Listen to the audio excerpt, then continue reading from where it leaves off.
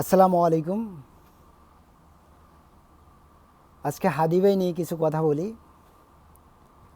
কথায় আছে না, আল্লাহ যদি সম্মান দেয় তাহলে মানুষই কী করবে।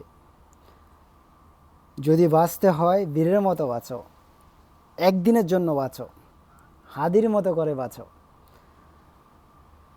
আমার হাদি ভাইয়ের সাথে কখনো কথা হয় নাই, কন্ট্যাক্টও হয় নাই, তবে হাদির ভিডিওগুলা সোশ্যাল মিডিয়াতে দেখার পর সত্যি বুকটা ভরে যায়। তার কণ্ঠ আগুনের মতো। এমন হাদিজন প্রত্যেকটা ঘরে ঘরে জন্ম হয়। বাংলার মাটিতে যারা যারা হাদিকে হত্যা করছে তাদেরও যেন বিচার হয় ইনশাল্লাহ। আল্লাহ ভালো জানে, লাখো মানুষের ভিড় দেখে সত্যি বুকটা ভরে গেছে। এমন হাদি হয়ে জন্ম হওয়াটাও ভাগ্য পাওয়া। হইলাম প্রবাসী, তার ভিতরে আছে কি দোয়া ছাড়া আর কিছুই নাই।